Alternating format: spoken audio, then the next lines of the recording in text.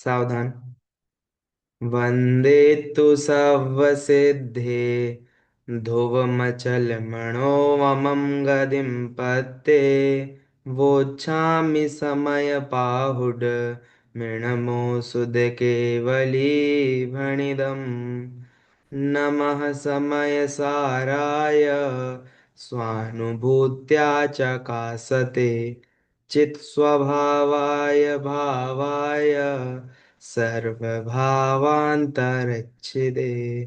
अनन्तधर्मणस्तत्त्वं पश्यन्ति प्रत्यगात्मनः अनेकान्तमयी मूर्तिर्नित्यमेव प्रकाशताम्। प्रस्तुत ग्रंथ श्री समयसार जी, इसकी आत्मख्याति टीका के आधार से हम चर्चा कर रहे हैं, जिसमें प्रतिदिन मंगलाचरण के रूप में हम पहली गाथा और पहला और दूसरा कलश इसे कहते हैं। तीसरा कलश का कोई पाठ करके बता सकेंगे? तीसरे कलश को या तो पाठ करके अथवा याद हो तो और अच्छी बात है। जिनको याद हो वो बताएं, मतलब जिनको पहले से याद हो वो ना बताएं। जिन्होंने अभी पढ़ाने के बाद याद किया हो तो और अच्छी बात है। बताइए, हैंड रेस कीजिए।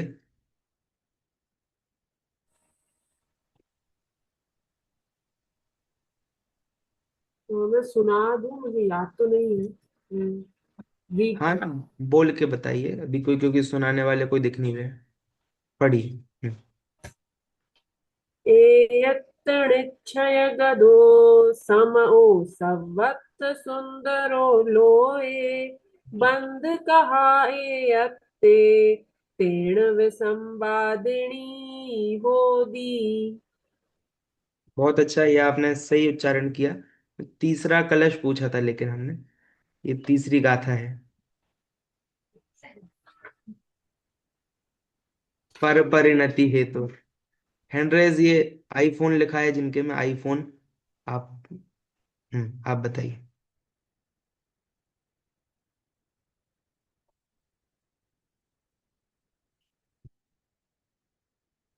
नहीं बता रहे हैं? कुसुम अजमेरा जी। क्या? अच्छा, बता रहे हैं वो बता रहे हैं, बताइए। तीसरी गाथा ना? नहीं नहीं, तीसरा कलश बोल रहे हैं हम। तीसरा कलश। हाँ। पर परिणति है तो मोह नामनो नुभावाद विरत मनुभाव्य व्याप्ति कल्मषाशिताया मम परम विशुद्धि शुद्ध चिन्ह मात्र मूर्तिर्भवतु समय सार ख्याख्य ये वानुभूते। शुद्ध नहीं बोलना आता। शुद्ध तो ठीक है, अभी आपको कहाँ तोड़ना है वो भी जानना पड़ेगा। हाँ, ये नहीं है। कल से आपके में एक ही लाइन में दो दो दोनों पाद लिखे होंगे। चार लाइन में नहीं लिखा होगा, दो लाइन में लिखा होगा आपके में। दो ही लाइन। तो इसीलिए आपको पेंसिल लेकर, जिनके में भी है, जिनको नहीं समझ में आ रहा हो ना, तो उनको हाँ, ऐसे पेंसिल लेके बीच में लगा लेना चाहिए कि कहाँ पर एक बार आप डॉट। बोलिए। एक बार आप बोलिए। हम नहीं, हम तो आपसे पूछ रहे हैं, आप लोगों मैं से। मैं बोलती हूँ। हाँ, कौन बोल रहे हैं? बोलिए, कौन बोल रहे हाँ। मैं बोलूं? हैं? अभी जिनने बोला वो बोलिए।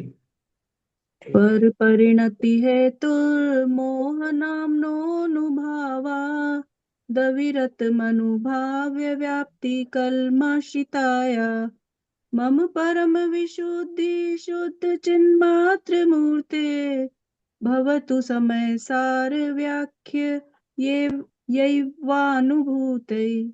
बहुत अच्छा, बहुत अच्छा प्रयास किया। हमने आपसे कहा था ये कि हम लोगों की बुक में तो है ही नहीं।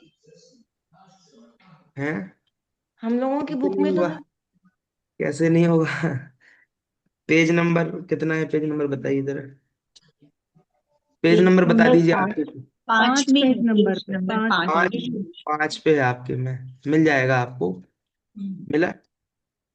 देखिए, मैंने आपसे कहा था उस दिन कि जो शब्द द्वित्व में होते हैं, एक बार ध्यान दीजिए, ये ऐसा ज्ञान है, आप एक बार लीजिए, आपको हर कलश में काम आएगा। कैसा ज्ञान है?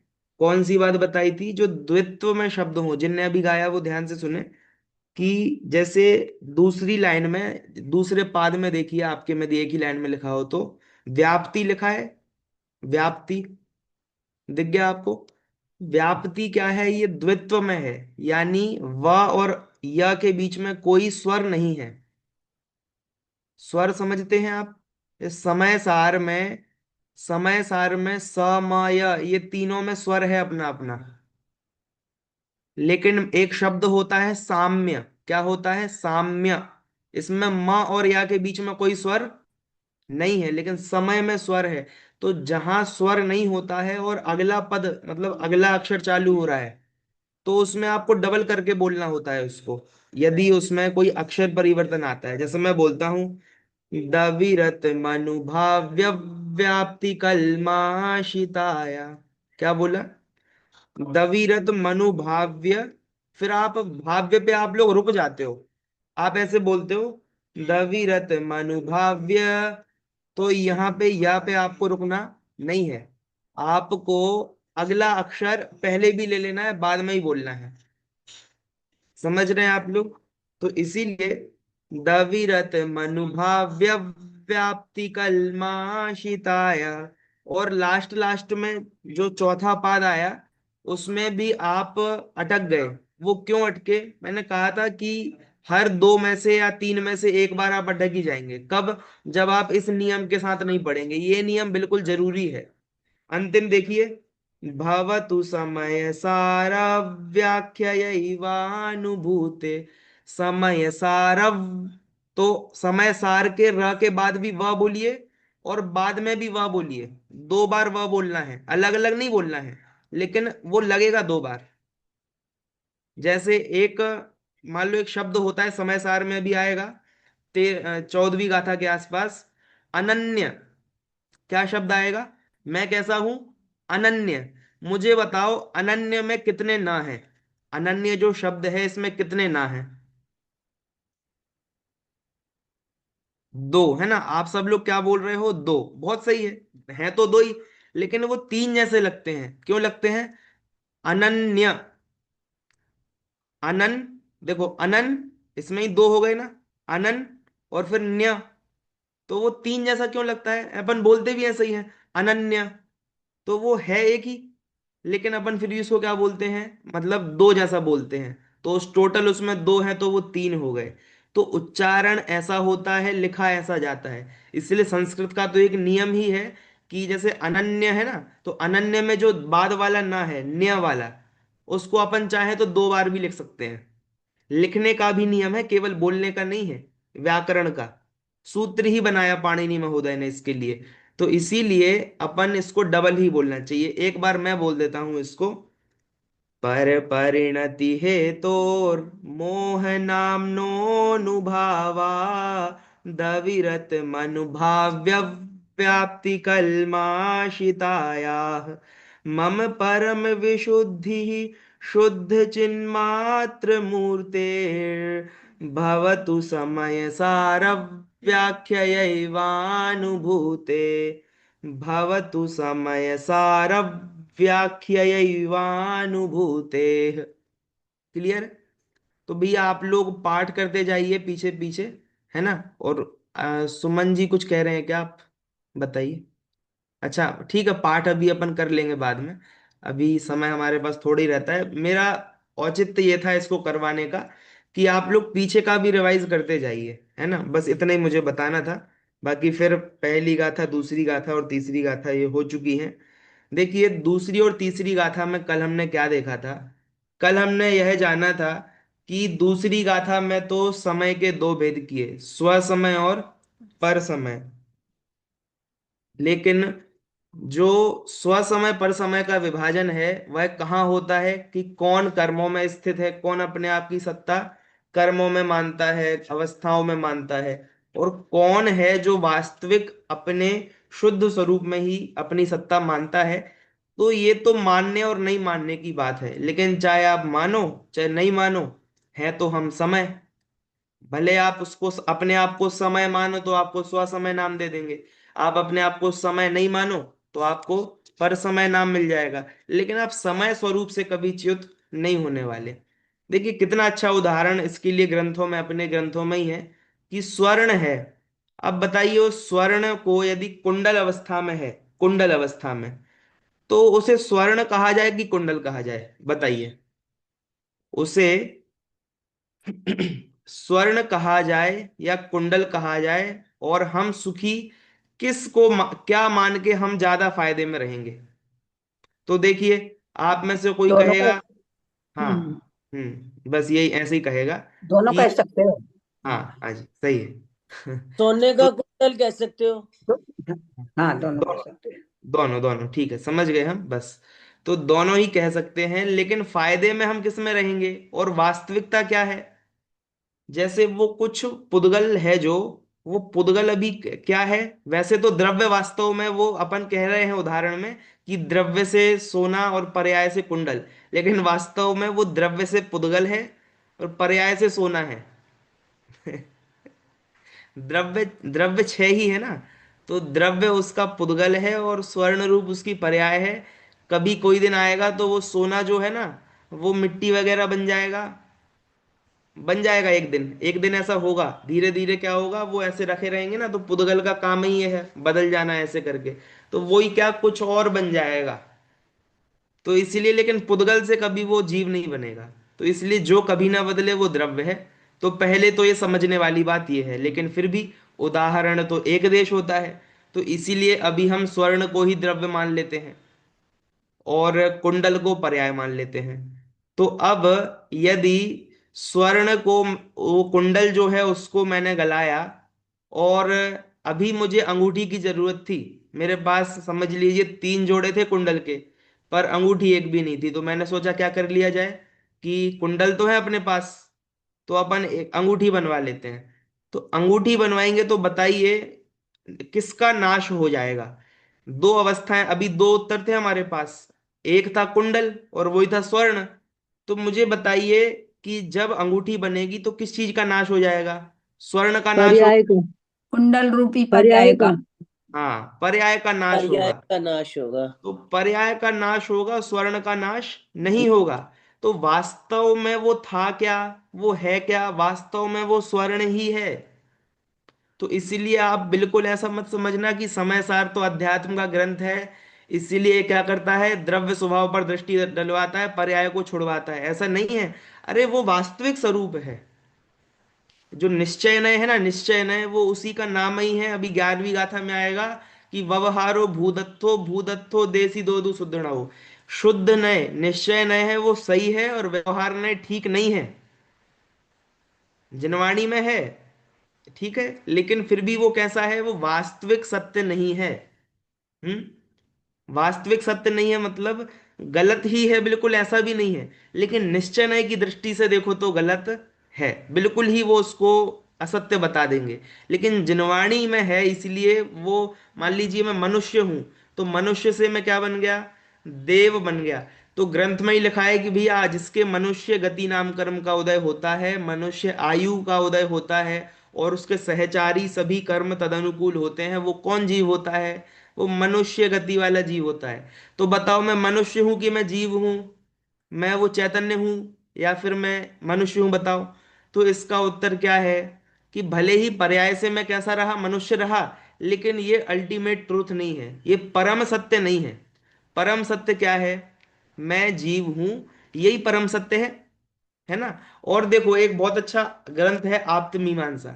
तो आप्त मीमांसा में एक उदाहरण दिया कि एक व्यक्ति को मुकुट चाहिए और एक व्यक्ति को घड़ा चाहिए, स्वर्ण स्वर्ण का, दोनों चीजें स्वर्ण की। तो क्या किया कि एक पिताजी के दो बेटे, एक को स्वर्ण चाहिए था और एक को मुकुट चाहिए था, और एक को घड़ा चाहिए था। तो घड़ा तो पहले से बना रखा था, अब पिताजी ने क्या किया कि उस घड़े का मुकुट बनवा दिया। तो जिस बेटे को घड़ा पसंद था वो दुखी हो गया, क्योंकि भैया अपना घड़ा का नाश कर दिया। तो जो घटार्थी था, घटार्थी, घटार्थी मतलब घट का अर्थी, अर्थी मतलब उसको चाहने वाला, वो वहां पर दुखी हो गया। और जो मुकुटार्थी था, मुकुट, तो उसका अर्थी जो था वो प्रसन्न हो गया कि मेरी बात मान ली गई। लेकिन जो स्वर्णार्थी था,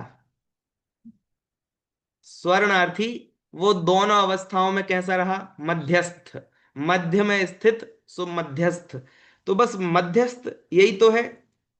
चारितम खलु धम्मो, धम्मो जोसो समोत्ति निदिठो। चारित्र मतलब क्या है? समोत्ति, सम इति, यानी सम नाम से जिसे ग्रंथों में कहा गया है। किस नाम से कहा गया है? सम। सम ही चारित्र है, यानी समता का भाव ही क्या है? चारित्र है। तो इसीलिए द्रव्य पर दृष्टि देने से हम समता में रहते हैं। कैसे रहते हैं? समता में। मैं जीव हूं, और यहां से मर के यदि देव हुए तो भी कुछ बड़ा नहीं मेरे में। वैसे तो मनुष्य पर यह ज्यादा कीमती है, लेकिन लोग फिर भी कैसे कीमती मानते हैं? देव को। तो ये तो व्यवहार में ही भूल है, ये तो व्यवहार में ही भूल है। लेकिन निश्चय से देखा जाए तो दोनों ही, कोई अंतर नहीं है दोनों में, क्योंकि जो रियल फैक्ट है वो तो किस में आनंद आएगा कि वास्तव में देखा जाए, आप किसी को भी अच्छा मानो। किसी ने मुकुट को अच्छा माना, किसी ने घड़े को अच्छा माना, कलश को अच्छा माना, लेकिन वास्तव में यहां दोनों ही बातें अच्छी नहीं थी। अच्छा तो क्या है? स्वर्ण। सुंदर क्या है? स्वर्ण। देखो, कभी भी आप सोना खरीदोगे तो उसका रेट तो खैर आजकल बहुत बढ़ रहा है, लेकिन उसका जो भी रेट है वो उसकी क्वांटिटी से लगता है, ना कि उसके आकार से, कितने ग्राम है। अब यदि 100 ग्राम सोना है, और भले ही चाहे वो कलश रूप में होवे, चाहे मुकुट रूप में होवे, उसकी वैल्यू कैसी रहेगी? बराबर रहेगी। लेकिन जो कहे नहीं नहीं भैया, मुकुट ज्यादा बड़ी चीज है, वो सिर पे रखा जाता है, और जो कलश है वो ऐसी चीज नहीं है, तो क्या करो आप? कलश वाले सोने को दो, क्या कर दो? कम कीमत दो, और मुकुट वाले सोने की अधिक कीमत दो। ऐसा नहीं होता है। धातु से ही कीमत है, उसके शेप से कीमत नहीं है। ऐसे ही हमारी कौन सी धातु है? मैं किस धातु का बना हूं? चैतन्य धातु। चैतन्य धातु में शुद्ध रयम च जीव, यानी चैतन्य धातु से बना हूं। अब मेरा आकार बदलता रहता है। आकार का मतलब क्या होता है? पर्याय। पर्याय। आकार का मतलब केवल प्रदेशत्व गुण वाला नहीं है। आकार का मतलब क्या होता है? पर्याय। सिद्धों का भी आकार बदलता कि नहीं बदलता? प्रति समय बदलता है। आकार का अर्थ यदि आप पर्याय करते हो तो प्रति समय उनका आकार बदल ही रहा है। ऐसा। तो इसीलिए एक तो आप मानो, तू माने या ना भी माने, परमात्म दशा, परमात्म पना कम ना होगा। यानी परमात्म पना तो कभी कम होने वाला नहीं है, लेकिन यदि मान लोगे तो फायदे में रहोगे। ऐसा बता रहे हैं। आप मानो या नहीं मानो वो आपकी मर्जी है। आप समय, समय पने से च्युत हम नहीं होने वाले। लेकिन यदि आप अपने आप को समय मान लोगे तो स्व समय नाम पा जाओगे। आपके फायदे की बात है, मानना हो तो मानो, बाकी लॉस कुछ भी नहीं है, क्योंकि लॉस कुछ होता ही नहीं है स्वरूप में। ऐसा। और फिर यदि व्यवहार से बात की जाए तो फिर वही है कि पड़ा मैं तस्कर दल के हाथ, या फिर क्या हो गया कि टूटी शंपा मेरे शीश, और नरक में पारद सातन टूट। और क्या है कि नरक निगोदों बीच हुए सब निर्णय हे सर्वेश। पूरा आपको फिर नरक निगोदों में तो जाना ही पड़ेगा। तो यदि नहीं जाना है तो मान लो बात, और नहीं मानोगे तो भी दुख तो होगा, लेकिन समय पने से च्युत नहीं होने वाले हैं। है ना? ऐसी बात है, तो फायदे की बात है। तो भैया देखो, कुंद कुंद आचार्य तो यही बोल रहे हैं कि देखो मैं तो बढ़िया कर रहा हूं, आना हो तो आ जाओ। बात वैसी है। वरना उनको कोई ज्यादा चिंता नहीं है। वो तो अपना, किसी को भी अधिक चिंता नहीं है। तीर्थंकरों को भी, जब तीर्थंकर प्रकृति बंधती है, जब तीर्थंकर प्रकृति बंधने का प्रारंभ होता है तब तो प्रचुर रूप से उनको परहित की भावना होती है। लेकिन जब वो अरहंत बनते हैं तो किसी को भी बताने का विकल्प छोड़ के अरहंत बनते हैं। यानी जब वे मुनि बनते हैं तब ही वे कैसे हो जाते हैं? मौन। जिनको नहीं पता वो नोट कर ले वे, कि जो तीर्थंकर जो मुनि बनने वाले होते हैं ना, वो नियम से कैसे हो जाते हैं? मौन हो जाते हैं। और देखो ना, अन्य जो मुनि होते हैं उनका ऐसा नियम नहीं है। वे बोल भी सकते हैं, चाहे तो मौन भी रह सकते हैं। और ऐसा जीव जब अरहंत बनेंगे तो उनके उपदेश का नियम नहीं है। यानी उनका उपदेश हो भी सकता है और नहीं भी हो सकता है। लेकिन जो मुनि अवस्था में नियम से मौन रहता है, उनका नियम से उपदेश हो जाता है। बताओ कैसी अवस्था है। मतलब आप समझ रहे हो, जिस चीज से दूर भागो वही मिल जाता है। तो ऐसे ही आपको समझाया कि भाई देखो बात तो फायदे की है, लेकिन यदि फिर उसी उसी के पीछे भागे, फिर उसी उसी के पीछे भागे, तो फिर वो मिलने वाले नहीं है। लेकिन आप अपने आप को समय मान लो, तो वो बात अपने आप आपके पास आ जाएगी। ऐसे ही किसी को उपदेश देने का विकल्प हो तो उसको तीर्थंकर बनने ना मिले, लेकिन जो मौन हो गया, जो अपने में जम गया, वो अरहंत बन जाएगा। ऐसी बात यहाँ पर है। ठीक है, तो दूसरी तीसरी गाथा हमारी हो गई है। इसमें कुछ प्रश्न हो तो आप पूछ सकते हैं। एक विशेष बात और बतानी है, इसमें क्या बतानी है कि यहाँ पर जो तीसरी गाथा वाला समय है, इसका थोड़ा सा व्यापक अर्थ और है। व्यापक यानी क्या होता है, बड़ा, बड़ा अर्थ है। क्या बड़ा अर्थ है? इसका बड़ा अर्थ ये है कि यहाँ पर एक विवक्षा से तो हमने जीव अर्थ ले लिया, लेकिन एक और विवक्षा से इसका अर्थ होगा सभी द्रव्य। सभी द्रव्य क्या है? अभी तो केवल जीव की बात चल रही है, समय सार चल रहा है ना, तो जीव की मुख्यता से बात चल रही है। तो एकत्व निश्चय गत का मतलब होता है अपनी अपनी द्रव्य पर्यायों को प्राप्त, अपने अपने गुण पर्यायों को प्राप्त। यानी जैसे पुद्गल है, मान लो कोई सा भी पुद्गल है, तो ये भी कैसा है, ये कभी अपना स्वरूप नहीं छोड़ता है, पुद्गल का पुद्गल रहेगा। धर्म द्रव्य है तो वो धर्म द्रव्य के धर्म द्रव्य रहेंगे। तो अपना स्वरूप नहीं छोड़ने से समय का एक अर्थ क्या भी है, सभी अपने अपने स्वरूप में अवस्थित रहना ही क्या है, समय। ठीक है बात। लेकिन चूंकि अभी भेद ज्ञान का प्रकरण है, इसलिए जीव की मुख्यता से वर्णन कर रहे हैं। इसलिए हमने पहला जो प्रयोजन भूत अर्थ है वो बता दिया। फिर बाकी विशेष ज्ञान के लिए यह भी जानना चाहिए, है ना। तो अमृतचंद्र आचार्य देव ने तो समय शब्द का अर्थ यही किया कि जो अपने अपने द्रव्य, जो द्रव्य है वो अपनी अपनी गुण और पर्यायों का चुंबन करता है। चुंबन करता है यानी उसी में रहता है। कोई भी द्रव्य है तो अपनी ही गुण पर्यायों में रहता है, अन्य गुण पर्यायों में प्रविष्ट नहीं होता है। क्लियर है। एक बात क्या है, पुद्गल द्रव्य जो है उसके कुछ पैटर्न होते हैं। पैटर्न मतलब क्या होता है, जैसे देखो ये शरीर भी क्या है, पुद्गल है। और भोजन भी, हम जो भोजन करते हैं वो भी क्या है, वो भी पुद्गल है।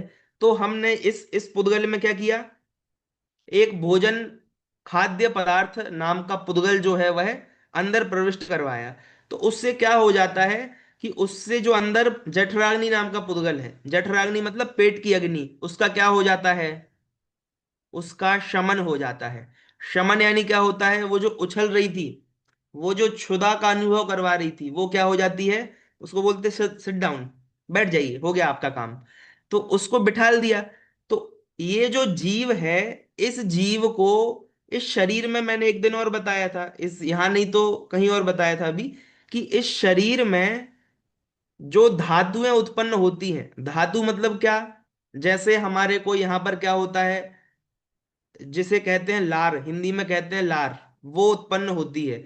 तो वो क्या है, भोजन देखते ही यहाँ पर क्या उत्पन्न होती है, लार, वो क्या है, धातु है ना। हमारे अंदर किसी अच्छी वस्तु को, चलो किसी को बहुत एक्साइटमेंट हो रहा है, क्या एक्साइटमेंट हो रहा है, अरे समय सार की क्लास लगेगी, समय सार की क्लास लगेगी। तो ये आपके दिमाग में क्या हो रहा है, एक प्रकार की धातु उत्पन्न होती है। तो वो आपको सुख पाने के लिए क्या करती है, उस ओर आकर्षित करती है ना। तो इन धातुओं के उत्पन्न से जीव क्या करता है, जीव विविध प्रकार के अनुभव करता है। ऐसे ही पेट में जठराग्नि उत्पन्न होने से क्या होता है, भूख का अनुभव होता है। आप समझ रहे हैं, यानी जितने भी सुख दुख हैं मुझे अनुभव।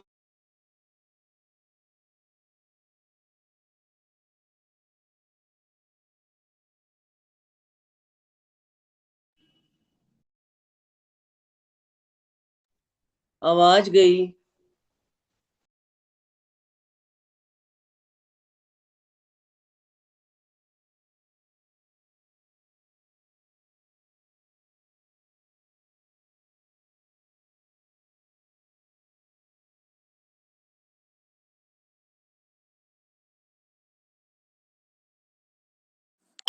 आवाज नहीं आ रही है कि? उनका नेटवर्क चला गया है, अभी वापस ज्वाइन हो जाएंगे।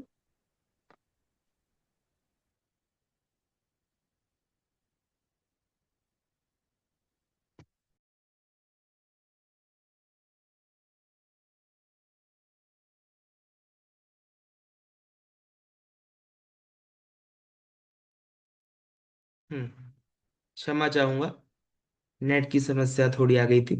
देखिए, तो अपनी बात चल रही थी कि जो भी अनुभव है वो सब किसके आधार से हो रहा है? शरीर के माध्यम से हो रहा है। तो इसलिए इस जीव को कभी भी ये समझ में नहीं आ पाया कि भैया इससे मैं क्या हूं, शरीर से अलग हूं। क्योंकि जितना भी अनुभव है वो सब किसके आधार से होता है? इसी शरीर के आधार से होता है। लेकिन यदि थोड़ा भी लॉजिक से सोचते तो हर बार ऐसा होना जरूरी नहीं है। जैसे समझिए कि हमको भय लगता है, भय। तो भय लगता है तो क्या हो जाता है, जैसे आप लोग में से यदि किसी ने बड़े मंच पर कभी वक्तव्य ना दिया हो, हम लोग तो देते हैं, लेकिन यदि आप लोगों ने 1000 की 500 की सभा में बैठकर कभी ना बोला हो और आपसे बोला जाए आपको थोड़ा सा क्या बोलना है, या भी जिन पंडित जी के प्रवचन हुए थे उनके आपको मुख्य बिंदु बोलने हैं, तो आप नोट तो करते रहोगे, लेकिन पूरे प्रवचन सुनते सुनते आपको क्या रहेगा, इस बिंदु को ऐसे बोलूंगी, इस बिंदु को ऐसे बोलूंगी, ठीक है। तो इतना चलता रहेगा। और फिर जब बोलने की बारी आएगी तो जब वक्ता बोल रहा होगा, जो संचालक, कि भैया अभी हमने सब सुना, अब इसके मुख्य बिंदु बोलने के लिए आ रहे हैं ये फला जैन, तो उस समय जो हार्ट बीट आपकी बढ़ेगी, तो यदि नापी जाए तो कोई कहेगा भैया इसका ब्लड प्रेशर क्या है, बहुत हाई है। तो ऐसा क्यों हो जाता है भैया? बाहर में किसी ने आपको दौड़ाया थकाया तो नहीं है? दौड़ाया थकाया है क्या? क्योंकि दौड़ने से भी क्या हो जाता है, हार्ट बीट हाई हो जाती है। लेकिन दिमाग इतनी, हमारा मनुष्य का जो मस्तिष्क है वह इतना पावरफुल है कि वो असलियत और कल्पना में अंतर नहीं समझता है। क्या कहा? असलियत और कल्पना में अंतर इस दिमाग को समझ में नहीं आता है। क्यों समझ में नहीं आता है? क्योंकि जब हम दौड़ के थकते हैं तब तो हम वास्तविक में थकते हैं, वास्तव में स्ट्रेस, प्रेशर प्रेशर हम पर आ जाता है। लेकिन जब हमको वक्तव्य देना होता है और यदि हम अनुभवी नहीं हैं तो हम फ्री का प्रेशर अपने ऊपर ले लेते हैं। तो इससे क्या हो जाता है कि दिमाग को लगता है कि भैया इस आदमी के ऊपर क्या है, प्रेशर है, प्रेशर। तो जिस प्रकार थकने में जैसा वो बॉडी को रेगुलेटर कर देता है तेज तेज, वैसा ही वो वक्तव्य के समय भी कर देता है। इससे मैं बताना क्या चाह रहा हूं कि हमारे शरीर के जितने भी अनुभव हैं वो कैसे हैं, सब मिथ्या भी हो सकते हैं, हमको लगते हैं सम्यक, लेकिन वो कैसे हो सकते हैं, मिथ्या भी हो सकते हैं। लेकिन चूंकि ये दिमाग को पता ही नहीं है, और अनादिकाल से कौन सी संज्ञा है, आहार भय मैथुन परिग्रह, ये चार संज्ञाएं बैठी हुई हैं, तो इसीलिए हमको कभी भेद ज्ञान हो ही नहीं पाया। और ऊपर से शरीर और जीव का इतना मिला जुला संबंध बना दिया है कि जितना भी फील आता है, जो भी आता है, वो सब गलत होते हुए भी रियल लगता है। बताओ, उसको कौन सा भय है? 10 लोगों के सामने बोलने में उसको कोई ज्यादा भय नहीं होता, लेकिन 500 लोगों के सामने बोलने में कैसा भय है, बताओ जरा आप। भाई लोग 10 थे और 500 हो गए, इसमें भय वाली क्या बात है? नहीं है ना भय वाली बात। लेकिन फिर भी ये बात आप किसी नए व्यक्ति को समझा ही नहीं सकते। भय निकालने का एक ही उपाय क्या है? भाई आप बार बार स्टेज पर आते रहो तो आपका भय निकल जाएगा, बस यही उपाय है। लेकिन यदि कोई जीव बैठकर सोचे कि यहां भय जैसी कोई बात है ही नहीं, 500 में से 10 लोगों को बिठा दो तो मैं बोल लूंगा, उन 10 को अलग करके दूसरे 10 को बिठा लो तो बोल दूंगा, ऐसे करके 50 बार 10 10 लोगों को बदलो तो भी मैं बोल सकता हूं। तो जब सब मिलके एक साथ बैठ जाएंगे तो इसमें डरने वाली बात क्या है? कोई डरने वाली बात नहीं है। ऐसे ही यहां भी एकत्व वाली बात कोई है नहीं। लेकिन हमारा माइंड कैसा है, भेद ज्ञान नहीं कर पा रहा है, भेद ज्ञान नहीं कर पा रहा है, इसीलिए जो दिख रहा है उसी को सत्य मान रहे हैं, है ना। तो अब कुंद कुंद आचार्य देव चौथी गाथा में प्रेरणा दे रहे हैं कि भैया जो ये आप अनादि से करते आ रहे हो, ये आप कई बार कर चुके हो और बार बार करने फिर मिलेगा। क्या मिलेगा? और क्या वास्तव में रेयर है? आजकल कोई कहे भी ये सोना बहुत रेयर हो रहा है, डायमंड बहुत रेयर चीज है, लेकिन वास्तव में रेयर क्या है? रेयर यानी होता है कि किसी किसी के पास होता है, बहुत कीमती तो नहीं कहेंगे उसको, लेकिन कम लोगों के पास जो होता है वो क्या है। देखते हैं हम उसको। मैं गाथा पाठ करता हूं, पहले पहले एक एक शब्द बोल देता हूं फिर पाठ करूंगा। देखिए चौथी गाथा, सुध, परिचिद और अणुभूदा। तो परिचिद और अणुभूदा को मिलके बन गया परिचिदाणुभूदा। सवस्व, वि, काम भोग बंध कहा। एयतस् शब्द क्या है? एयत और एयतस्। और उवलंभो शब्द क्या है? एयतस् उवलंभो। तो मिलाकर क्या बन जाएगा? एयतसुवलंभो। ठीक है। णवरी णवरी ण सुलहो विहतस्। क्लियर है? एक एक शब्द आपको उच्चारण आपके माइंड में अलग अलग दिखने लगा होगा। अब ये जो एक्टिविटी मैं करवाता हूं कि भैया देखो शब्द तोड़ तोड़ के बता दिए, ये पहले करवाते क्यों हैं? क्योंकि अब मैं पाठ करूंगा। तो कई बार आप हिंदी के पाठ में तक देखोगे, आपको यही पता नहीं होगा यहाँ पे दो शब्द तोड़ने थे। आप दोनों को एक ही मान के सालों से बोलते आ रहे हो। और संस्कृत पूजा पीठिका में तो अपने को पता ही नहीं क्या है। स्वस्तुच्छलद विमल बोध सुधा प्लवाय, भाई बोल क्या रहे हो? पता ही नहीं है। तो एक एक शब्द का अलग अलग पता हो तो हम अर्थ कर सकते हैं ऐसा। ठीक है, मैं यहाँ गाता हूं। सुद परिचिदानुभूदा सवस्सविकाम भोग बंध कहा। एयत्तस्सुवलम्भो णवरिणसुलहो विहतस्य। सुदपरिचिदानुभूदा सवस्सविकाम भोग बंध कहा। एयत्तस्सुवलम्भो णवरिणसुलहो विहतस्य। क्लियर है? देखिए। और मैंने जैसे कहा था कि जैसे कलश 4 लाइन का है, वैसे तो मतलब वैसे 2 लाइन का ही होता है, लेकिन फिर भी मैंने कहा जिनके में 2 लाइन में ही लिखा है तो वो क्या कर ले में।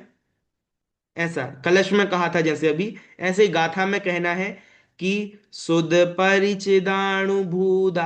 तो अब जिनको समझ में नहीं आता है भैया तो वो क्या कर लो, सुध परिचिदानुभूदा के बाद कॉमा लगा लो आप। ऐसे गाथा में कॉमा नहीं होता है, लेकिन फिर भी आप अपनी समझ के लिए लगा लो, क्योंकि ये भाषागत नियम नहीं है। आप समझ रहे हैं? भाषागत नियम नहीं है, ये व्याकरण नहीं है क्या कि ये फुल स्टॉप कॉमा ये सब ये भाषा के नियम नहीं है, ये लेखनी के नियम है। तो लेखनी के नियम किसी ने बांधे नहीं है, वो धीरे धीरे जितने जितने जीव मंदबुद्धि होते गए उतने उतने नियम आते गए। आप समझ रहे हैं? तो अब हम यदि और मंदबुद्धि हो रहे हैं, हमको नहीं समझ में आ रहा कहाँ पर रुकना कहाँ पर कैसे बोलना, तो अपन को लगा लेने चाहिए, कोई दिक्कत उसमें नहीं। चलिए देखिए, आ जाइए। सबसे प्रथम पंक्ति का अंतिम शब्द है काम भोग बंध कहा। तो इसमें से 4 शब्दों में से कहा नाम का शब्द पहले आ चुका है। कहा कहाँ आया था भैया? कहा देखो देखो कौन बता रहा है कहा शब्द कहाँ आया था? इसमें तीसरी वाली में आया था गाता बंद कहाँ। हाँ जी, बहुत अच्छा। बहुत अच्छा उत्तर दिया। क्या आया? बंद कहा ए अत्ते। तो कहा शब्द पीछे भी आया। तो कहा का अर्थ क्या बताया था? कथा, है ना? कथा संस्कृत में क्या हो जाएगा? कथा हो जाएगा। तो देखो ये बात भी नोटिस करने जैसी। अब कथा मतलब क्या होता है? तो कथा का मतलब कुंद कुंद आचार्य की परिभाषा में होता है उसका विस्तार, उसका वर्णन। कथा मतलब कोई प्रथमा युग की कथा हो ऐसा जरूरी नहीं है। कथा मतलब उसका विस्तार। तो किसकी कथा कह रहे हैं? काम भोग और बंध की कथा। हम्म। काम भोग और बंध इसकी कथा। तो काम का मतलब क्या और भोग का मतलब क्या? तो जयसेन आचार्य ने क्या लिखा है वो मैं आपको पढ़ के बताता हूं। काम रूप भोगा काम भोगा। पहला अर्थ उनने किया कि कामात्मक जो भोग होते हैं उसे काम भोग कहते हैं। क्या निकाला? एक अर्थ तो निकाला कि काम और भोग अलग अलग नहीं है। क्या है? काम रूपी जो भोग हैं यानी इच्छा रूपी जो भोग हैं वे ही क्या है? काम भोग हैं। पहला अर्थ तो ये है। दोनों अर्थ आप लोग को याद रखें तो अच्छी बात है। क्या है एक अर्थ? कि काम यानी इच्छा रूपी जो भोग हैं वे ही क्या है? काम भोग हैं। ये तो इनने कर दिया काम रूपी भोग, उसी को उसी में अर्थ बिठा दिया। अथवा करके दूसरा अर्थ किया है काम शब्देन स्पर्श रसनेन्द्रिय द्वयम भोग शब्देन घ्राण चक्षु श्रोतत्रयम। यानी काम शब्द से क्या लेना? तो हमारे 5 इंद्रियां होती हैं, तो 5 इंद्रियों में से कौन कौन सी होती हैं देखो भैया, स्पर्शन, रसना, घ्राण, चक्षु, कर्ण, लाइन से लगा रखी है पूरी। ठीक है, तो इसमें से जो नीचे की दो हैं कौन कौन सी, स्पर्शन और रसन, इंद्रिय का नाम क्या है, रसना इंद्रिय नहीं है भैया, इंद्रिय का नाम है रसन। क्या है इंद्रिय का नाम, हम बोलते हैं स्पर्शन रसना, लेकिन उसका नाम क्या है, रसन है ना, इंद्रिय का नाम है रसन। तो वो जो रसन इंद्रिय है, तो स्पर्शन और रसन इन दो इंद्रियों को लिया काम शब्द से, इन दोनों के लिए क्या है, काम।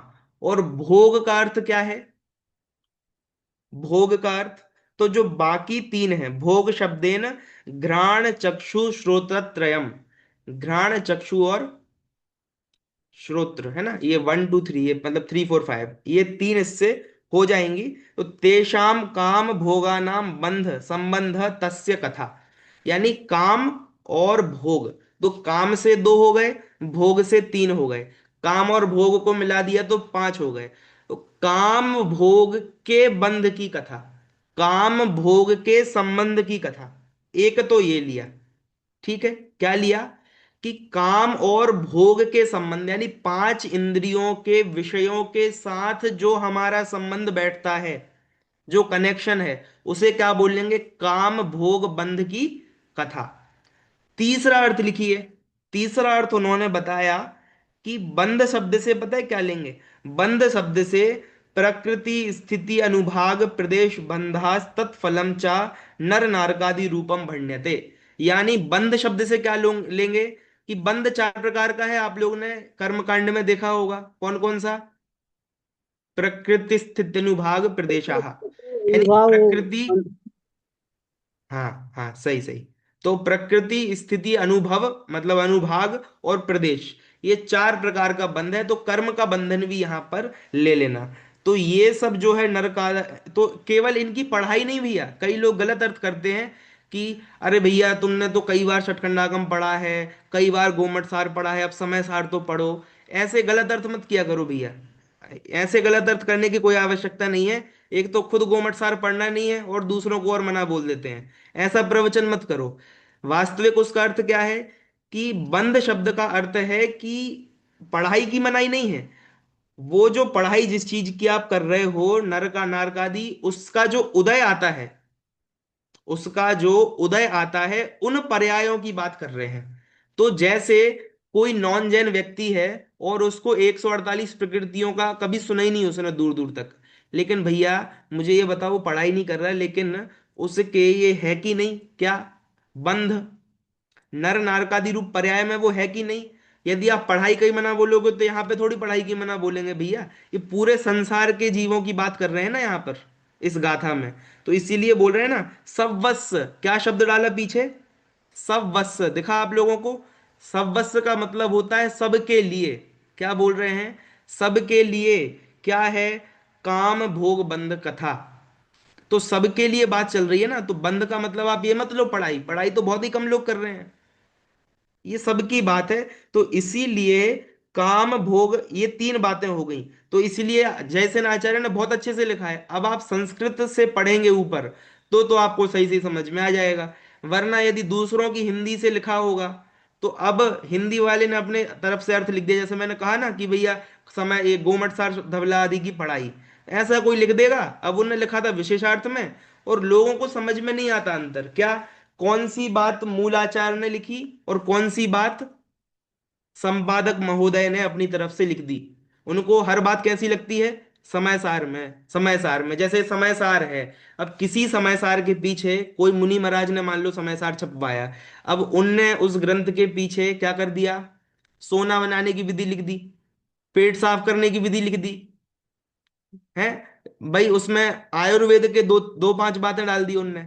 तो आयुर्वेद की 2 5 बातें डाल दी, अब व्यक्ति बीच का तो पढ़ता नहीं है, सीधा पहला पेज नहीं तो आखिरी पेज ऐसा कुछ पलटाता है, तो पीछे देखा तो उसमें पेट साफ करने की दवाई लिखी थी, तो भैया समय सार में पेट साफ करने की विधि लिखी है, लो भैया आप समझो कौन सी बात मूल लिखी है, कौन सी बात अलग लिखी है, इसका भेद ज्ञान अपने को होना ही चाहिए। इसीलिए तो आपको एक दिन इसी में समझाया था कि जो बोल्ड में लिखा है वो मूलाचार्य का है, और वो भी कहीं कहीं तो भावानुवाद है। तो सबसे श्रेष्ठ उपाय तो क्या है, आप मूल से पढ़ो संस्कृत से, लेकिन यदि नहीं आती संस्कृत तो अनुवाद से पढ़ो, और कहीं ऐसा लग रहा है तो किसी से पूछ लो, क्योंकि पूरी संस्कृत पढ़ने बैठेंगे ना तो अभी 2-3 साल तो उसमें ही निकल जाएंगे।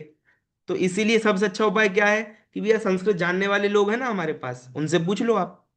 अभी यही कर सकते हैं, लेकिन पूछना बंद मत करो, ताकत हो तो भैया खुद पढ़ लो।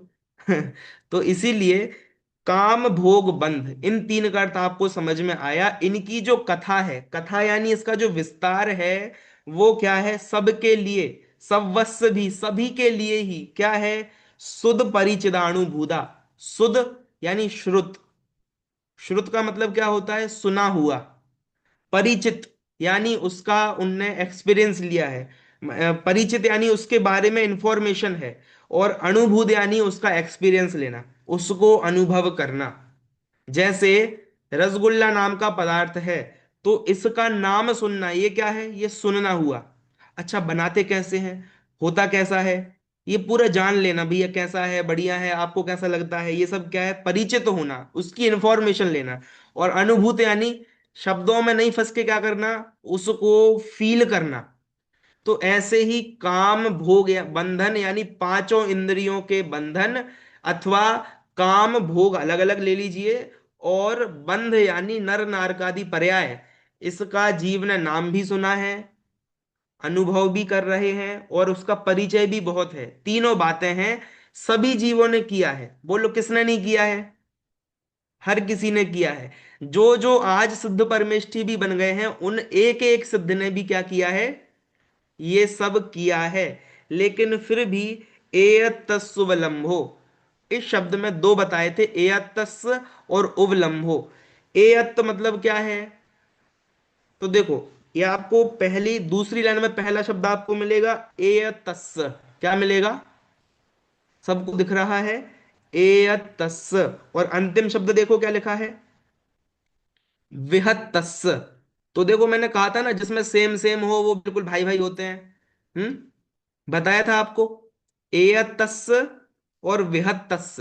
तो ये क्या हो गया, एकत्व विभक्त। क्या हुआ इसका अर्थ, एकत्व विभक्त। इसका ये किसके विशेषण है, आत्मा के, जीव के। ये इस गाथा में सीधा नहीं लिखा है, हमको समझना चाहिए कि एकत्व विभक्त का क्या नहीं किया है। उवलंभो, उवलंभो यानी उसकी उपलब्धि, उपलम्भ यानी उसकी प्राप्ति। ऋणा सुलहो, ऋणा सुलहो यानी, सुलहो यानी सुलह, सुलह मतलब क्या होता है, सुलभ। जैसे सुलभ यानी होता है जो लभ, लभ यानी प्राप्त करना, और सु यानी अच्छे से, बहुत अच्छे से हो जाता है। वो बनाते ना सुलभ शौचालय, तो उसका उसका अर्थ क्या होता है कि आपको आसानी से प्राप्त हो जाए। किसी दूसरे गांव में जाएंगे तो वहां पे कैसे कहीं मिल पाएगा, है। तो इसीलिए क्या कर दिया भैया, सुलभ। तो उसका अर्थ वो है, खैर समझाने के लिए आपको याद रहे इसलिए बस बताया।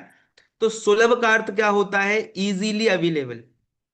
तो णा सुलहो, णा सुलहो यानी जो इजीली नहीं मिलता है, कौन, एकत्व विभक्त आत्मा। सीधी बात है, आत्मा का स्वरूप इजीली नहीं मिलता है। और एक शब्द है णवरी, क्या शब्द है, णवरी। ये मूल प्राकृत का ही शब्द है, इसका कुछ संस्कृत जैसा सेम सेम नहीं होगा। जैसे मैंने कहा ना, एयत्त लिखा है, तो संस्कृत में क्या कर लो, एकत्व, एकत्व कर लो इसको, ऐसा नहीं होगा। ऋणवरी का मतलब है केवल, केवल यानी क्या होता है, ओनली, ओनली, ONLY वाला, ओनली। तो एक बात और आप लिख लीजिए, कहीं कहीं ऋणवरी के दो अर्थ हैं, ऋणवरी के दो अर्थ लिख लीजिए, ये बात फिर आप कंफ्यूज ना हो जाएं। ऋणवरी का एक अर्थ तो क्या होता है, बता दिया, केवल, मात्र, ओनली। और ऋणवरी का एक अर्थ तो होता है कि और विशेष कुछ कहना होता है ना, जैसे समय सार बहुत अच्छा है, और इसमें 415 गाथा है, और इसमें एकत्व विभक्त भगवान आत्मा है। तो ये जो और करते हो ना आप, और विशेष बताने के लिए, ये बताने के लिए भी णवरी शब्द का प्रयोग होता है। धबला में कई स्थान पर ये शब्द मिलता है। जैसे उनको कुछ कहना है कि भाई गति मार्गणा के चार भेद होते हैं, कौन कौन से, नरक गति, त्रेंच गति, मनुष्य गति और देव गति। फिर उनको कहना है भी ये नरक गति के भी 7 भेद होते हैं, भाई 7 जो नरक है ना, तो उनको यदि ऐसा णवरी बोलेंगे, णवरी, फिर नरक गति के भी 7 भेद हैं। फिर पहले नरक के 4 गुण स्थान, तो वो क्या बोलेंगे, रणवरी, यानी और क्या है, पहले नरक में भी फिर 4 गुण स्थान और हैं। ऐसा तो रणवरी के 2 अर्थ हैं, जहां पर जैसा लगे सो लगा लेना चाहिए। ऐसा मूल प्राकृत का ये ग्रंथ है, प्राकृत प्रकाश नाम का, इसमें दोनों अर्थ इनने दिए हुए हैं। ऐसा तो अब इस पूरी गाथा का अर्थ क्या हुआ कि जीव ने काम भोग बंधन की कथा तो सबके लिए ही सुलभ है, यानी सबने की है, हम में से कोई भी ऐसा नहीं है जिसने नहीं की है, लेकिन जो एकत्व विभक्त भगवान आत्मा है उसे प्राप्त नहीं किया। तो अब एकत्व विभक्त का मतलब क्या है ये और समझ लेते हैं हम, क्या है इसका मतलब। जैसे नाचार्य लिखते हैं, एय तस्य, यानी सम्यक दर्शन ज्ञान चारित्रैक परिणत रूप निर्विकल्प समाधि बलेन स्वसंवेद्य शुद्धात्म स्वरूपस्य तस्य ऐकत्वम, यानी सीधी बात है कि अनंत गुणों का मैं समूह हूं। मैं क्या हूं, अनंत गुण नहीं हूं मैं, अनंत गुण नहीं हूं मैं क्या हूं, अनंत गुणों का एक समूह हूं। तो जो एकता है उसे कहते हैं एकत्व। क्या कहते हैं, पूरा का पूरा एकत्व। और विभक्त यानी क्या होता है कि बाहर के जितने भी विकल्प हैं, एक तो पर द्रव्यों से भिन्न, जो हमने आपको बताया था ना, प्रत्येक शब्द का अर्थ कौन बताएगा, बिना देखे, बिना पेज पलटाए। मुझे सबके ग्रंथ दिख रहे हैं, कोई पलटाएगा तो मैं दिख जाएगा मुझे। हम्म। प्रत्येक का अर्थ क्या बताया था। प्रत्येक का वैसे उसका था भिन्न अर्थ है, और उसका है पर द्रव्यों से, और पर द्रव्यों के गुण और पर्यायों से, और पर द्रव्य के हम्म, निमित्त से होने वाली अपनी भावों से जो भिन्न है वो प्रत्येक आत्मा है। वो प्रत्येक है, बहुत अच्छा। देखो इनको याद है भैया, सबको ऐसे ही करना चाहिए, है ना, पूरा पुराना याद रहना चाहिए तो आगे बढ़ने का फायदा है। वरना हम बच्चों को बोलते हैं आगे बांट पीछे से बांट, और हम भी वैसे ही करते हैं, तो अच्छी बात नहीं है। तो विभक्त का अर्थ क्या है, भिन्न। किससे भिन्न, पर द्रव्यों से भिन्न, पर भावों से भिन्न, और पर के निमित्त से होने वाले अपने राग आदि से भी मैं कैसा हूं, भिन्न हूं। यानी स्वर्ण है और वो कुंडल अवस्था में है, तो बताओ वो स्वर्ण कुंडल रूप हो गया क्या। तो आप कहोगे दिख तो रहा है, लेकिन वो दिख रहा है, लेकिन स्वर्ण तो स्वर्ण होता है, वो कुंडल रूप परिणत नहीं होता है। तो इसीलिए भगवान आत्मा कैसा है, यानी मैं कैसा हूं, मैं कैसा हूं, एकत्व विभक्त हूं, यानी खुद में मेरा। देखो ग्रंथों में क्या किया है कि व्यवहार ने क्या करता है, व्यवहार ने का काम इजी इजी समझ लो आप लोग, फिर हम विशेष रूप से समझेंगे। इजी क्या है, व्यवहार ने का काम है एक का दो करना, दो का एक करना। क्या है व्यवहारने का काम, क्या है, दो का एक करना और एक का दो करना। यानी सीधी सीधी बात है, एक को अनेक करना, अनेक को एक करना, ये किसका नाम है, ये काम किसका है, व्यवहारने का। और निश्चयने का काम क्या है भैया, एक को एक कहना, दो को दो कहना, दूध का दूध, पानी का पानी, ये किसका काम है, ये निश्चयने का। तो शरीर और आत्मा ये भिन्न भिन्न है, लेकिन इसको एक कौन बोल देगा, असमान जाति पर्याय कौन बोल देगा, व्यवहार ने इसको असमान जाति पर्याय बोल देगा। तो आपने क्या कर दिया, दो का एक कर दिया। और क्या करता है, एक का दो भी करता है। भगवान आत्मा अखंड है, लेकिन ये बांटेगा, ज्ञान दर्शन सुख, तो ये क्या करेगा, एक के टुकड़े करेगा, और जो अलग अलग है उसको एक करेगा। और निश्चय ने क्या बोलेगा, निश्चय ने एक का एक रखेगा, जो अभी बताया ना भैया, आत्मा में गुण भेद नहीं है, आत्मा में गुण भेद नहीं है, पर्याय भेद नहीं है, जिस प्रकार आकाश में प्रदेश भेद नहीं है। तो ऐसे ही अखंड है, ये निश्चय बोलेगा, और क्या बोलेगा, दो को दो बोलेगा। जीव जीव है, पुद्गल पुद्गल है, ये किसका काम है, ये निश्चयने का काम है। तो ऐसे ही यहां बता रहे हैं कि बहुत रेयर है सम्यक दर्शन।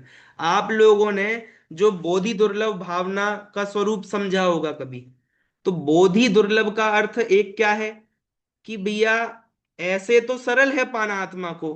क्यों सरल है, क्योंकि मुझे मेरी ही उपलब्धि करनी है, इसीलिए तो सरल है। मुझे मेरी ही उपलब्धि करनी है इसलिए सरल है। लेकिन फिर भी कितने जीवों में से कितने लोग कर पाते हैं, आप बताओ कि अनंतानंत निगोदिया हैं और त्रस कितने हैं, त्रस, त्रस मात्र असंख्यात हैं, असंख्यात, है ना, यानी जिनकी सीमा है, अनंत नहीं है वो। और इतने में भी पंचेंद्रिय कितने कम लोग हैं, पंचेंद्रियों में भी संगी कितने कम लोग हैं, और संगियों में भी फिर जैन पर्याय को प्राप्त कितने, संगियों में मनुष्य पहले, मनुष्यों में भी फिर जैन होना, सुनने की योग्यता होना, ये सब कितना रेयर है। यदि हम अभी न्यूज़पेपर देखते हैं तो पता चलता है भी कोई सुन ही नहीं पा रहा, कोई उठ ही नहीं। अपने ही आसपास के गांव में भी जो लोग रहते हैं, कई भी है तो चल ही नहीं पा रहे, मंदिर ही नहीं आ पा रहे। तो थोड़ी थोड़ी बातों में जीव का क्या हो जाता है, कल्याण रुक जाता है। कल्याण मतलब आपको एक बात बताऊं, एक बात समझो। जैसे अभी जयपुर की एक घटना है। जयपुर की क्या घटना है कि एक व्यक्ति को बीच रोड पर, बीच शहर में, उस ट्रक चलाने वाले को क्या हो गया, कहीं से भी गुस्सा आ गया। क्यों गुस्सा आ गया? बस ऐसे ही, वो क्योंकि ड्रिंक एंड ड्राइव कर रहा था, तो उसको गुस्सा आ गया। तो उसने, ऐसा इंडिया में सिस्टम है ना, लेफ्ट साइड से अपन आगे चलते हैं, राइट साइड से पीछे आते हैं, आगे पीछे जो रोड्स चलती हैं। तो उसने राइट साइड में गाड़ी चला दी और सीधा चलाता गया। तो बाइक वाले थे जो फुटपाथ पे चल रहे थे, छोटे छोटे बच्चे थे, उन सब का क्या हो गया, ऑन द स्पॉट। अब बताओ क्या गलती है? वो लोग बाजार में कुछ सामान खरीदने आए थे, वो कुछ अपना काम करने आए थे, और उसके कारण क्या हो गया? अब बताओ, आप सोचो, जिस समय उनका देहावसान हुआ उससे 1 मिनट पहले, या जब उनने मार्केट घूमने का विचार बनाया, तब उनसे पूछते भैया आपको लगता है कि आप मरण भी हो सकता है आपका? तो वो क्या बोलते, अरे हमारा क्यों मरण होगा, हमारा क्यों मरण होगा। लेकिन दूसरे लोगों का मूड पता है क्या अपने को क्या कर देगा वो? या पुद्गल का मूड, ये जो छत है, ये छत ऊपर टिकी हुई है, इसका मूड पता है क्या? अब नया घर बनवाया, नया घर बनवाया, क्या गारंटी है ये गिरेगा नहीं? 50-50 ही गारंटी है। 50-50, ऐसा नहीं है कि नया घर है तो 90-10 गारंटी है, ऐसा नहीं है। तो इसीलिए कब ये पर्याय समाप्त हो जाए और कब आप पुनः कहाँ लौट जाओ, जहां आपको ये चर्चा भी सुनने नहीं मिलने वाली। तो इसीलिए हमें चाहिए कि भैया, काम भोग बंधन में तो सभी लगे हैं। किसी को लगता है भैया जवानी है तो क्या कर लिया जाए, 60 साल की तो जिंदगी है, तो 30 साल तक मैं क्या कर लेता हूँ, 30-40 साल तक तो एंजॉय करना चाहिए। धर्म कब करना चाहिए? बुढ़ापे में। देखो आप लोग भी सब कौन हो, सब अभी बहुत बड़े हो एज में, तो धर्म यही कर रहे हैं। नए लोग कौन जुड़ते हैं इन क्लासों में? समय सार, गोमट सार, इनमें कोई नए लोग थोड़ी कोई जुड़ते, बहुत रेयर जीव आते हैं। तो वो यही बोल रहे हैं कि आत्मा की बात सुनने कौन आएगा भाई, जिसको अब कुछ समझ नहीं आ रहा, अब उसको कुछ सुख नहीं दिख रहा उसको। तो दो प्रकार का सुख नहीं दिखता संसार में, एक तो भेद ज्ञान पूर्वक, और एक ऐसा भी थक गए अब तो बुढ़ापा आ रहा है, अब भोगों में से आनंद भी नहीं आ रहा, तो चलो धर्म ही करके देख ले। ऐसा वाला धर्म नहीं करना है। भेद ज्ञान पूर्वक जो धर्म किया जाए, तब करी जो कर्म खिपावे, तो उससे ही आपको सुख मिले, वैसा। तो इसीलिए काम भोग बंधन में हर कोई पड़ा है। देखो, जिनवाणी सुनने वाले, जिनवाणी नहीं सुनने वाले, पूजन करने वाले, पूजन नहीं करने वाले, है ना, चाहे चक्रवर्ती हो चाहे नॉन चक्रवर्ती हो, दरिद्री तक हो, और तो और कुत्ते बिल्ली भी हो, देखा जाता है। कुत्ते बिल्ली भी हों तो भी वो कैसे हैं, काम भोग से अछूते नहीं है। काम भोग की रेंज वहां तक है, एक इंद्रियों।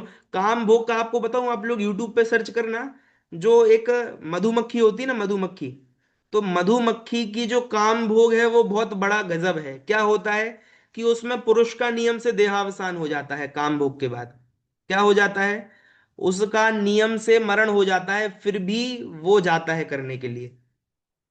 आप समझ रहे हैं बात? यानी स्त्री तो फिर भी बची रहे, लेकिन जो पुरुष है उसमें, मतलब साइंस की अपेक्षा, ऐसे तो सब नपुंसक है वैसे तो, लेकिन जो है उसका मरण हो जाता है। आप तो ये समझो, पुरुष स्त्री मत देखो, मरण की कीमत पे भी वो क्या करना चाहता है, ये भोग चाहता है। तो सोचो, हम भी यदि ऐसे है ना कि मनुष्य पर्याय को दांव पर लगाकर भोग कर रहे हैं, तो हमारे और उसमें बहुत बड़ा अंतर नहीं है। और क्या गारंटी है कि आप उससे अलग हो, हमारा भी पूर्व भाव ऐसा ही गया हो, ऐसा हो सकता है ना। तो इसीलिए जिनको कुछ नहीं आता, बिल्कुल अल्पज्ञ हैं, वो भी काम भोग कर लेते हैं। तो भैया मैं तो कौन सा हूं, मैं तो समय सार पढ़ने वाला हूं ना, तो मैं तो अच्छा अच्छा हूं ना मैं तो मुझे तो अच्छे काम करने चाहिए कि नहीं करने चाहिए? कुछ अंतर होना चाहिए कि नहीं होना चाहिए? अब अपन छोटे बच्चों को बोलते ना कि भैया उसने तुमको मारा, छोटा बच्चा, मम्मी उसने मुझे मार दिया, तो अपन क्या बोलते, भैया तुम, उसने तुमको मारा और तुम भी उसको मार दोगे तो you are a good boy ना, तो तुम में अंतर क्या रह गया, तो तुम उसको वापस नहीं मारोगे। ऐसे करके हम उसको गुड बॉय बनने की प्रेरणा देते हैं। तो जिनवाणी भी तो यही बोल रही है कि देखो भैया, अज्ञानी भोग भोग रहा है कि नहीं भोग रहा, काम भोग बंधन में, और आप तो ग्रंथ पढ़ते हो ना, तो क्या करना चाहिए अपने को? वहां से निवृत्ति लेनी चाहिए, अंदर से प्रेरणा अपने को लेनी चाहिए, किसी अन्य के प्रेशर में आके नहीं। अपना हित खुद दिख रहा कि नहीं दिख रहा? जैसे 10th की परीक्षा निकट आ रही है, फिर भी बच्चों को पढ़ाई का मन नहीं होता है। 12th का एग्जाम निकट आ रहा है, फिर भी पढ़ाई का मन नहीं होता है। क्यों नहीं होता है? उनको समझ ही नहीं आ रहा कि उसकी वैल्यू क्या है, उनको समझ ही नहीं आ रहा। अच्छा, कुछ लोगों को समझ में आता है तो उनको लगता है नहीं, ये पढ़ाई करनी चाहिए, पढ़ाई करनी चाहिए, लेकिन उनसे पढ़ाई होती नहीं है। तो वो समझ में तो आ रहा है लेकिन अमल नहीं कर पा रहे। और सबसे उत्कृष्ट जीव कौन है? जिनको समझ में भी आ गई कि पढ़ना चाहिए, और जो पढ़ने बैठ भी जाते हैं और अच्छे से एग्जाम लिख के आते हैं, सुखी वो ही होते हैं। आप ये बात समझो, वर्तमान में यदि सुख चाहिए ना, तो आप बच्चा खेलने ही जाता है ना। वर्तमान में सुख किस चीज में मिलता है? खेलने में, एंजॉय करने में। सोशल मीडिया चलाओ, ये करो वो करो, इसमें वर्तमान में सुख मिलता है। लेकिन ये सुख नहीं है। रियल सुख किसको मिलेगा? लग रहा है कि बताओ पढ़ने लगा है, पढ़ने लगा है, लेकिन वास्तविक सुख किसको मिलेगा? उसी को मिलेगा। हैं? और जैसे कहते ना कि भैया, धर्म करत संसार सुख, धर्म करत निर्वाण। धर्म से संसार सुख भी है, धर्म से जो पढ़ाई करेगा उसका करियर बनेगा, करियर बनेगा तो उसकी गृहस्थी बसेगी, फिर आपको जो भी करना है आप कर सकते हो। यानी ये भी मिलता है, मतलब पढ़ाई से पढ़ाई तो होती है, साथ में अन्य सुविधाएं भी मिल जाती है। वैसे ही धर्म करने से वर्तमान में सुख मिलता है, और साथ में असली अनाज के साथ घास की तरह ये पुण्य भी बनता है, तो इसीलिए वो भी मिल जाता है। बोलो कितना फायदा। देव में जाते हैं तो वहां तो निरंतर भोग चल रहे हैं, और यही यही भोग भोग में लगे रहे तो कहाँ जाएंगे? नियम से नरक में जाएंगे। वहां डंडा मिलेगा बढ़िया, मतलब डंडा तो यहाँ की भाषा है ना, यहाँ की भाषा है, वहां का अपन इमेजिन भी नहीं कर सकते। थोड़ा सा सिर दर्द हो जाए तो हमसे सहन नहीं होता है, उस दिन हम समय सार की क्लास छोड़ देते हैं, भैया आज नहीं हो रहा। तो सोचो, वहां तो सिर दर्द से 100 गुनी अनंत गुनी वेदना निगोद में, नरक में प्रति समय रहनी है। तो इसीलिए जो अभी भोग छोड़ेगा उसको भगवान आत्मा की प्राप्ति हो सकती है, और साथ में फिर भोग आदि भी सहज रूप में प्राप्त होंगे। लेकिन जो अभी लगा रहेगा, यहाँ के भोगों की कोई कीमत भी नहीं। हम्म। और सच बताओ, जो बुजुर्ग लोग हैं, आप लोग सब लोग मेरे से बड़े ही हो सब यहाँ पर, बड़े लोगों का अनुभव भी लेकर हम पूछे तो भाई बताओ उसमें क्या आनंद है किसी भी चीज में? अरे स्पष्ट देखो ना, भोजन करते हैं, थोड़ी देर भोजन किया, ओवर कर लिया आसक्ति के कारण, तो फिर दिक्कत हो जाती, फिर चल फिर नहीं पाते हैं हम जैसे चल। मतलब किसी भी चीज में आपने अति की और काम खत्म।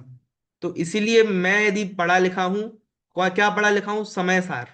तो इनने पहले ही बोल दिया कि धर्म, मतलब जो लौकिक लेखक है ना, उनने भी ये लिखा है कि जो कामुक होगा, जो भोगासक्त होगा, वो अध्ययन नहीं कर सकता। 6 लोग, निद्रालु होगा, कामुक होगा, ये 6 लोग उसमें दिया है, ये क्या कर, ये नहीं कर सकते अध्ययन। तो सोचो, जिसको आत्मा का हित करना है उसको तो कितना दूर जाना चाहिए। हम्म। तो इसीलिए अपने को चाहिए कि अपन एकत्व विभक्त आत्मा पर ध्यान देवें, और स्वीकृति ही करनी है। आपकी रोटी पानी सब चलता रहेगा, अलग से कुछ भी करना नहीं है ऐसा। तो कठिन नहीं है, लेकिन फिर भी भव में प्रापति कठिन है यह व्यवहार, कहा ही। तो डरने की बात कुछ नहीं है, जो भी है वो यही विराजमान है। आप स्वीकृति कर ले में, अपने आप को कुंडल ना देखते हुए अपने आप को स्वर्ण देखें, उसी प्रकार अपने आप को स्त्री पुरुष ना देखते हुए क्या करें? जीव देखें। तो आपको अपने आप भेद विज्ञान पूर्वक वृत्तादि के भाव होंगे ही, लेकिन ये यहाँ पर हमको भूमि का आवश्यक है, चित्त भूमि। तो विचार करें, और विचार करके कुछ ना कुछ निवृत्ति और लेवें प्रति समय। मेरा आज का दिन कल से अच्छा होना चाहिए, मैं जो आज हूं वो कल से एक कदम आगे होना चाहिए। यही मनुष्य में पुरुषार्थ है, और क्या है? तो इसीलिए आप संकल्प लेवें कि भैया अपन को ये ग्रंथ इसलिए ही पढ़ना है कि मुझे एकत्व विभक्त आत्मा की प्राप्ति हो। क्योंकि कल हम 5वीं गाथा पढ़ेंगे, तो उसमें कुंद कुंद आचार्य स्वयं बोलेंगे कि मैं आपको भगवान आत्मा दिखाऊंगा। तो हमारा क्या कर्तव्य होना चाहिए? कि मैं भगवान आत्मा देखूंगा। मेरा ये उसमें प्रण होना चाहिए। उसी से, उसी प्रण से पढ़ाने वाले को पढ़ाना चाहिए, और उसी प्रण से पढ़ने वाले को पढ़ना चाहिए। इति। जिनवाणी स्तुति कर लीजिए।